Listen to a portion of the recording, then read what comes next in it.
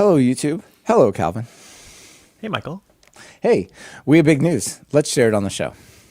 Sounds good. Let's do it. Awesome. Let's do it. Okay, so hello and welcome to Python Bytes, where we deliver Python news and headlines directly to your earbuds. This is episode 483, recorded Thursday, June 9th, 2026. I'm Michael Kennedy. I'm Calvin Hendricks Parker, and I'm pretty sure it's Tuesday. You know what?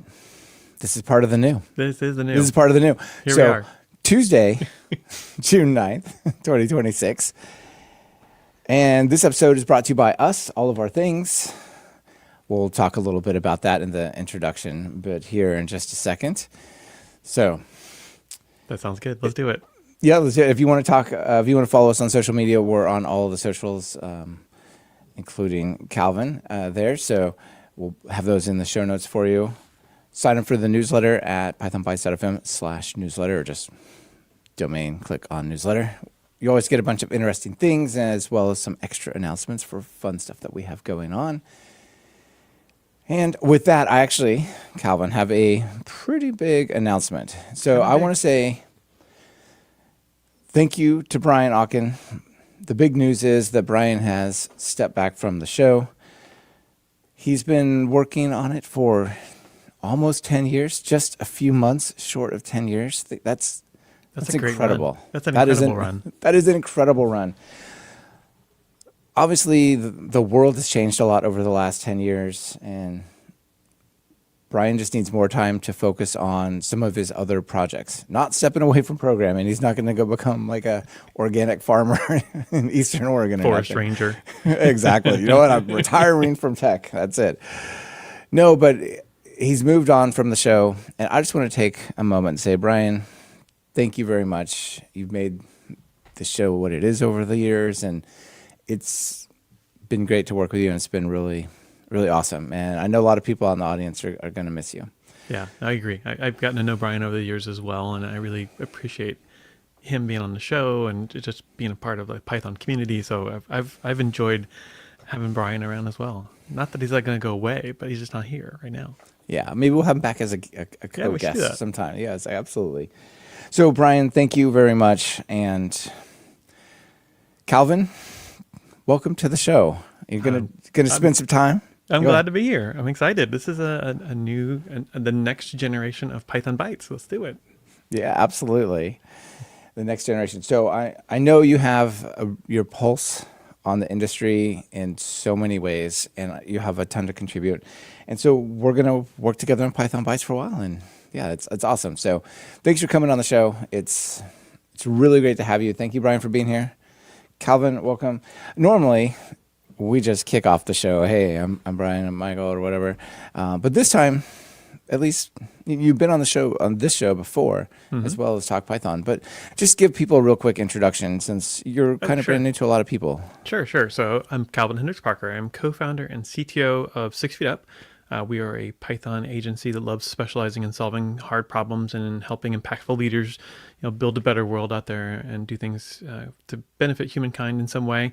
I also am a co-founder of the IndiePy meetup here in Indianapolis, so very involved in the community. I love going to PyCon and being around all the folks. So this definitely fits well with like kind of my mission, which is to bring more to the Python community if I can.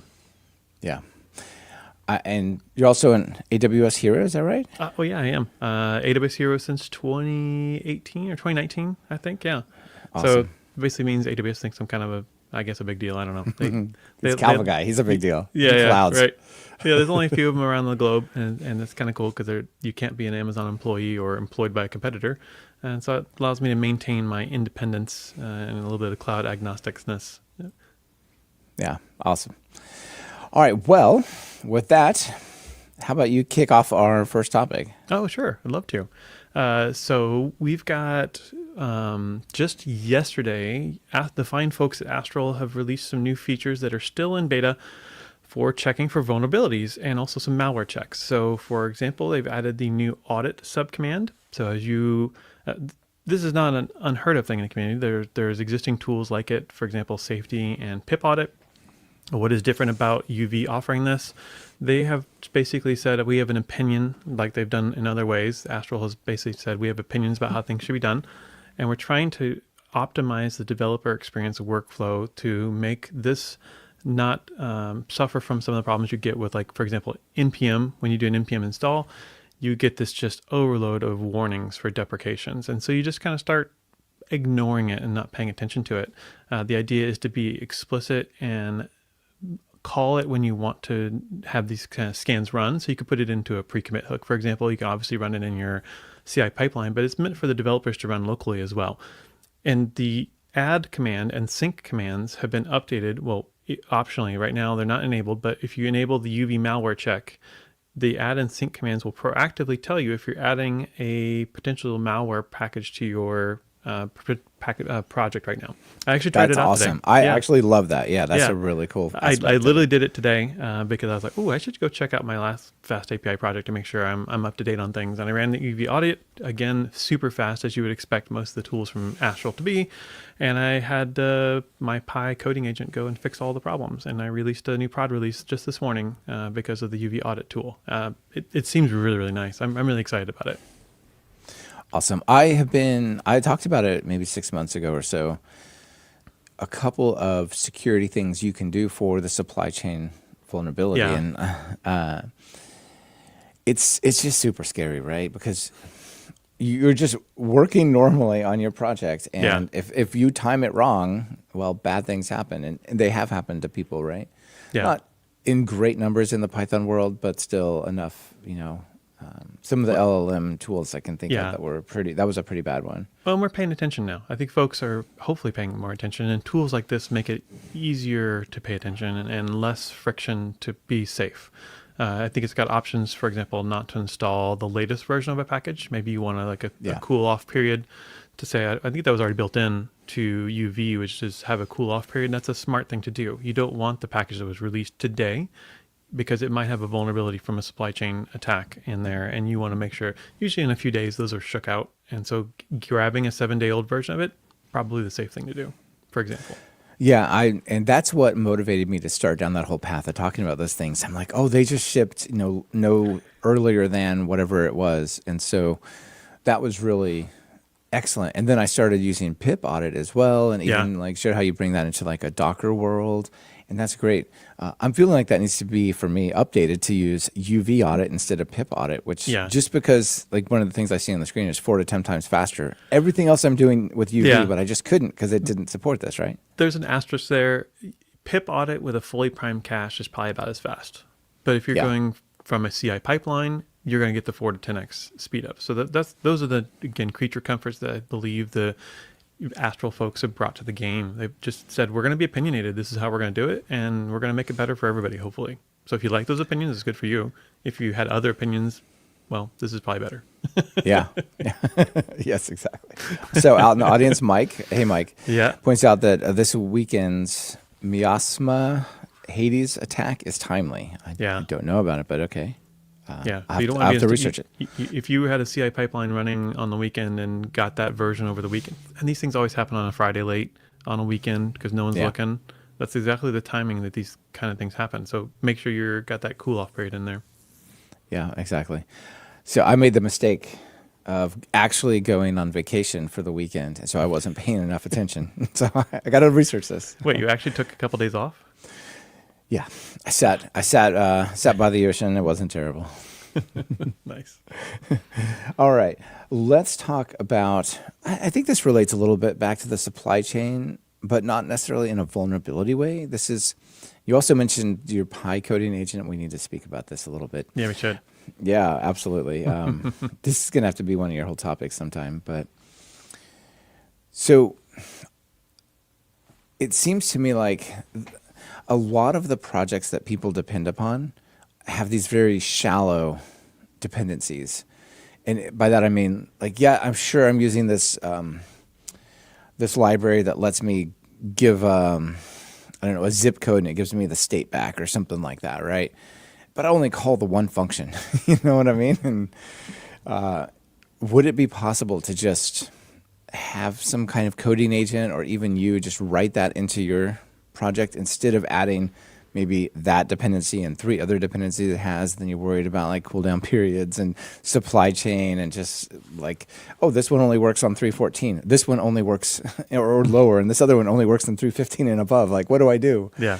Those kind of issues. So I want to highlight this article called HTTP GET Requests with Python Standard Library by Alex Chan. And so Alex basically says, there's been all this stuff going on with HTTPX. I'm going to talk about that at the end of the show a little bit more. But we've also got requests. We've got URLlib. We've got NiQuest, NiQuest, which is a little bit like a modernized request compatible API. But, built into the library, we've got URLlib requests.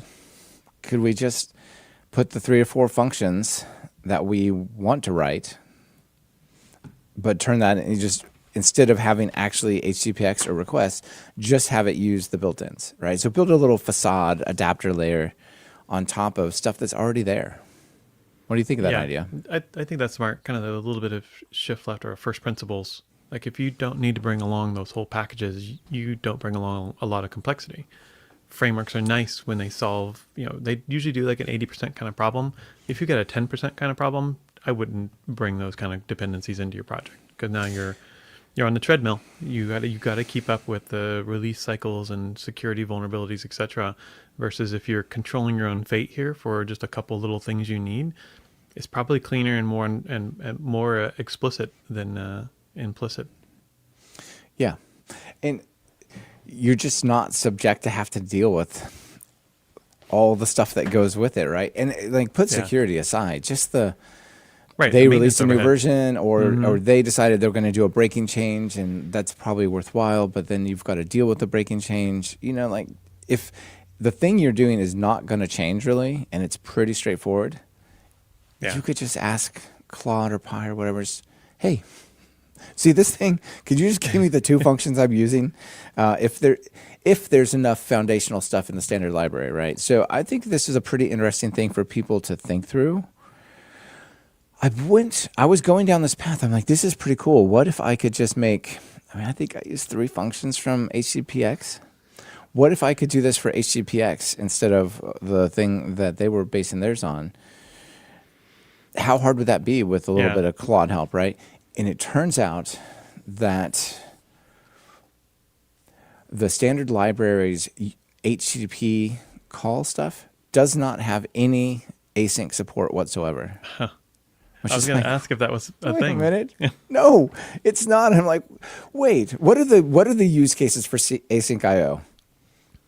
Database, HTTP, network. like API, network. Hitting a network. Like, wait, it's had that since 3.4, I believe, is when async IO was in, and then async and await came in at 3.5. Michael, you need to submit a PEP now.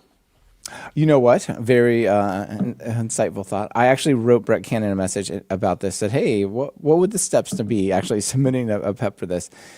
And he sent me back some stuff. And Brett, I haven't had it just because I sent that message and went straight on vacation. I haven't had a chance to respond, but it looks like there's some work to be done and research to be done. But I do think that's a totally reasonable thing. And DB API itself also surely does not support async, but should, I think there's a few really clear places. Yeah, there's still some hard problems left in the Python core. Yeah, we thought it was all done. It's not done. Yeah. Although it is nice when you got like HTTPX2 and you can just drop in and replace. Yep, exactly. Yeah. Nice. We talked about that from the Pydantic folks, and we're going to talk about that some more. So. Yep, sounds good. All right, over to you, Calvin, for the next one. So this one's a little bit of a double-edged, mixed bag. The bad host vulnerability is a critical vulnerability in Starlet, which is an ASCII framework, underlies a lot of very popular projects right now that are, if you're doing MCP or if you're doing Fast API, it basically is kind of a core layer for the asynchronous HTTP traffic for building an API server. So this vulnerability was reported, the community responded, there was a little bit of a back and forth, but I think the exploit is trivial. For example, injecting a single character into an HTTP host header can bypass path-based authentication. Now, this is where this gets a little more interesting, is that maybe that's not a great pattern for you to do, which is path-based authentication. That was kind of the pushback from the Starlet maintainers, which is this is not really a intended use case for Starlet. It is a vulnerability, and it has been patched, has been fixed, but I believe they got a little bit of a bum deal from the journalists who are covering it. So actually, in addition to this post here, there was also the maintainer's perspective, which I thought was a very interesting view into both sides of the situation. Not often do you get to see, when there's a vulnerability or a CVE announced, that the maintainers get to kind of post their response. And I think they post their response because, and it's well written, well thought out, explaining why this is probably not something that's common. Many people probably weren't as vulnerable as they thought they might be, but it would affect some really major projects. And if major projects were doing a pattern that was not originally intended by the maintainers of Starlet, then you end up in this bad spot. I mean, it could end up in, remote code execution as a worst case scenario, or data exfiltration that you weren't expecting because of this, but it probably wasn't the way you should be architecting your application. They also got a little bit of a complaint against the Ars Technica reporter. Basically, they asked really demanding questions and wanted an immediate response. That's back here down at the bottom, which was kind of rude. They were very demanding, and they only gave them hours, maybe an hour or two notice that they were going to publish this article on the website. And then the Ars Technica website went on to say that they had contacted the maintainers but hadn't heard back. There was no comment from the maintainers, which people can read into that how they want. So I'm glad. Yeah, it sounds really bad. Like Marcelo is just going to go, forget you. I have no comment, right? Because these are open source maintainers who are doing this for the community. They don't have a security team under the covers waiting to respond to journalists and security researchers. I mean, they did work with the security researchers. They did negotiate a shared disclosure or a mutual disclosure time frame. This ended up for the best for everyone involved, except how he got portrayed. Now, luckily, I think folks in the comments stood up for Marcelo and the team. So I think people in the community understand, but someone who's just coming to that article in Ars Technica might think may think differently of that project. And I think they should read this article as a response to that. Very interesting. Yeah. I generally enjoy reading Dan Gooden's work, and I like Ars Technica, but yeah, I was surprised. That's a little... I was surprised. I mean, you can just see the incentives at play here. Like, hey, you got to do an article this week, or we got to be the first to publish on this. So, well, I think because MCP servers were the prime target. If you're running an MCP server, you were probably using a Starlet-based framework under the covers, and so a lot of credentials are stored in there. And if they were slop-coded, vibe-coded versions of those servers out there, they could have used a path-based protection like this. Sure, and it probably, I don't know how it links back to fast MCP, but I think that's probably based on Starlet. That's what I was thinking too. I didn't go double check that though. Yeah, I will leave that as an exercise to the audience, but I think it is. These open source maintainers are getting near daily security reports, especially when you're seeing projects like Mythos being released. I think this volume is only going to increase. So a lot of it's AI generated noise, and they have to be able to deal with it. So you're seeing a lot of pushback from the open source communities against AI pull requests and security posts. Absolutely. Yep. We could go down that a lot, but let's instead. Yeah, I know. Let's talk about merges. Merges. Let's talk about merging. So, are you an Alembic sort of person? Do you Alembic? Do you SQL Alchemy is really the question. I do actually. On that Fast API project that I was mentioning from this morning, I have Alembic in there. Okay, very interesting. Yeah, I think Fast API. Sorry, I think SQL Alchemy is pretty neat, and this project, Julian Gianjo is also does this quite a bit at their. So he is one of the founders of Mergify, which is all about making sure that merges, PRs are merged faster. That's good advice right there. Stop breaking main. Exactly. Stop breaking main. It's a platform that allows you to handle merges better, right? So, but one of the problems, one of the problems they ran into is the way Alembic. So what is Alembic? Alembic is a system that allows different developers and production or Q&A or whatever to have an older version of the database, change the classes that map over to the ORM to the database, and then apply this automation to restructure or migrate the database such that it's now consistent with this new world, right? Yeah. And the way it works is every change you make, you check in an up and a down set of changes, like add this column, delete this column, right? And so on. Like the up would be add a column, and then the down would be delete the column. And there's this set of revisions that pile up for these projects. The problem is each revision says the one that came before me was some hash or something other, right? And if two people create a PR off of the same base and that PR needs a migration in it, they both point back to the same one, but they really need to be done one and then the other, right? Like you need a linear chain of migrations, not some kind of complex hierarchy of migrations. And so that is a problem, right? And they saw that, Julian and all of them saw that a lot with their merging tools, right? So this project here called Alembic Get Revisions. So instead of using when you run an Alembic migrate or whatever, instead of having to just capture the back version, what it uses is Git history to figure out the orders of when those actual migrations landed in the migration series and say, well, they look like they point to the same one, but this one came in this time, and then the next one came in after that. So is the blockchain craze officially over that they didn't use blockchain to solve this? Exactly. I think we should use BitTorrent and blockchain and all these things. So I think this is a pretty neat one. So I just want to give it a shout out. So if you use Alembic, smart. It's totally smart. Why would we not do this? I know this is quite new. You can see it's been updated 7 hours ago. It's about a month old. I know 4 months old when the repo was created. I think probably it was released just very, very recently, right? So check it out. If this sounds like it's a problem that you have, here's a really nice fix for it. Yeah, I mean, just putting in place these good guardrails makes sense across your project. So this almost should become the default behavior. Yeah. I mean, think of how old is SQL Alchemy? It's pretty old. It's pretty old.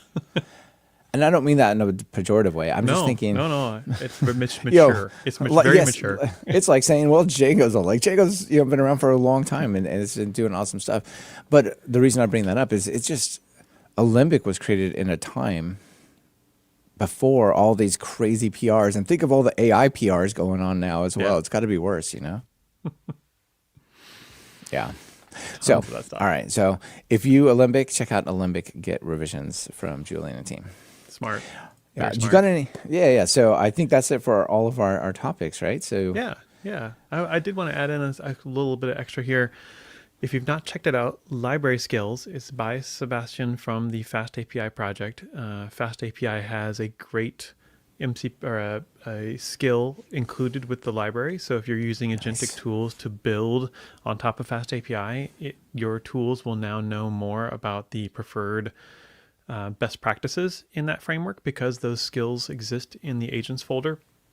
This library skills project is a standard and allows you to build out skills for any library you may be using. If you've been using agentic AI, Cloud Code, or others to build your software projects, sometimes they grab old dependencies because that was the popular thing at the time. They go based on what was kind of popular on the internet versus what's the best practice now. And so this helps guide your agents to those best practices. So it's a cool project. It's very, very new and also has a lot. He's already almost to 600 stars. So maybe after this episode, he'll get past 600 stars on the library skills repository. Wow. So that's pretty cool. This is super cool. Mm-hmm. Well done, Fast API team. Yeah, I mean they don't stop. It's pretty cool. So there you go. Yeah, that's really cool. And I think this is a brilliant idea. I actually been working on doing that just for myself because this is absolutely a problem. So I'm like, all right, I work on Quart and Flask, and I'm working on Pyramid, and I use Discache, and some of these are popular, like Fast API, but others not very popular at all. So I've actually been every project that I adopt that I think is going to be important for something like Claude is I'll go through and I'll I'll generate this kind of document Yep. that says, here's all the stuff you need. And the way that I get it is I will git clone the documentation, the latest documentation from the project and the source code, and tell it, you generate this from the documentation. Everything you see in the documentation, you need to verify with the active source code of the project, right?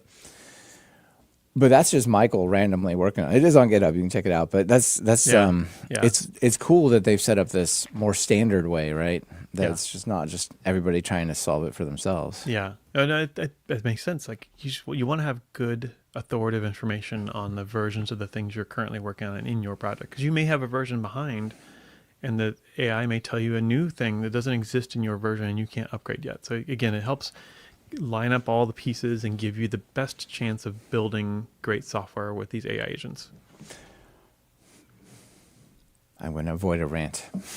But I definitely think that people who are not having great AI experiences need to think of like bringing some of these ideas in there, and all of a sudden hallucinations like just go away because it's incredible. It's been told. Yeah. Mike asked, how does Django handle migration and serialization conflicts? I don't know. Do you have any idea? Actually, I don't know either off the top of my head. I have not run into it much. I'd have to ask someone on my team if they had. Yeah. It's probably pretty similar. My guess is, So is that all of your... It's pretty mature. I have one more extra. Let's do it. So this one's a bit old school. If you are a developer and you've ever used the GNU make command, did you know that it has pattern matching on the targets? So you can say train %, and then have a command that runs, and it will place into your command like whatever you put in that % word. So if you said train new model, and then the command, it would be like train.py, and then you put a placeholder, and it would put new model right there into it for you. That has been there since 1994. Now, there are fancy new tools like Just and Task out there. They don't do this. This is actually, I think, a power move that I only heard about this week. So check it out. Make is still very powerful and still very relevant in this day and age for doing task running. We do use Just and Task, but those projects should add this pattern matching to the target. That's really cool. Yeah, how interesting. There's just a never-ending source of learning in all these things, right? You're like, oh, yeah, I figured this out. No, maybe not. And I have one more thing I want to mention, because we didn't get to mention it at the very beginning, for something I want to pitch for everyone to come out and hang out with me. I am going to be doing a LinkedIn Live with Whit Morris from the 6 Feet Up team, June 17th at 3:30 on, it's not a code review. You're right is not a code review. What AI proves and what it checked. So basically calling the AI out. We'll be doing that on the 17th. So come hang out with me that day. And me and Whit. You're absolutely right. That is not what it was supposed to do. Exactly. Let me try again. Yeah, that's exactly it. Nice. All right. I got a couple extras for us to jump on. So I had both Michael Chow and Rich Ione on Talk Python to talk about Great Docs. Are you familiar with this? I'm not familiar with Great Docs. It's a document generator plus static site generator that's super mature because it's based on Cordo, which itself is pretty mature, right? Mm-hmm. So I did my first project documentation on top of this, and I think it is really neat. So this is just I'm showing you the Great Docs documentation, but I haven't published mine yet. I've got Nginx settings to set first, and then they'll be up. But this is really cool because the reason I wanted to highlight this is you're talking about the library stuff and how like libraries can basically set up skills that AIs can use to work with that library, right? Yeah. Well, one of the things that's really cool about Great Docs is it automatically generates skills for your library. Very relevant. And you can even write extra ones, and then you can just say install through like npx skills from wherever, or run their CLI to install it for like Claude or Codex or whatever, which is already neat. It also generates an LLMs and an LLMs.txt, but also a full one that has all the API documentation in there. And when you go to like one of your references or whatever, you pull it up, you can go and view every bit of documentation as a markdown file that you can give. Nice.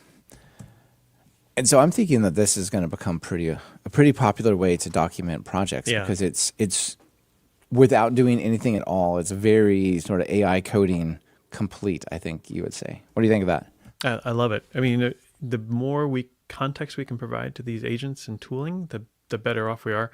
And actually, the nicer it is for humans too. I love Markdown. Like reading Markdown is so much. I find it to be very easy, and I can then format it how I want. So it's kind of a twofer there. Yeah, 100%. Yeah. All right. So you mentioned HTTPX2. We talked about it previously on the show as well. And I looked at the Talk Python courses site, and I thought, man, could I switch to HTTPX2? Like, technically, yes, but what is the value of it? So I looked at my requirements file, and I saw, well, there's 5 projects using HTTPX. So if I just switch mine to HTTPX2, like, still, I'm primarily using just HTTPX. So, like, if the libraries themselves don't swap over, no matter how much you want to use a different library, you're still using that one, right? Because you want to use those libraries. So I went through and said, well, let's walk the walk. So I went through my ListMonk one, my Umami one, a Memberful one, and they all now are using HTTPX2. So if anybody uses those and they want to use HTTPX2, You'll now get HTTPX2. Absolutely. Absolutely. Very nice. Well, how about we close this episode out with a joke? All right. What do you got for me, Michael? So I've named this one Accurate. Tell me what you think about these different classifications of types of like problem solving. You know, maybe this is a CS sort of conversation. You know, we've got algorithms. This is when programmers don't want to explain what they did. But they've got a very... You'll get me every time with these kind of jokes. We have a heuristic, which is very interesting, less common and less provable, but often very interesting. The heuristic is when programmers can't explain what they did. And then machine learning, when programmers don't know what they did. Very black box. Exactly. And it won't do it again, but maybe it'll do something else also interesting. I appreciate that. Yeah, absolutely. And I just also, Marco out in the audience just says, much appreciation for Posit's open source contributions. Yeah, so great docs is from the folks from Posit and the Shiny and RStudio, but they're also doing like Shiny for Python, lots of Python stuff these days. Yeah. Very nice. All right. Well, that is a wrap, Calvin. And that was fun. Thank you for being here. Awesome show with you. We'll do it again. We will. Thanks, All right. Michael. Yep. Bye, everyone.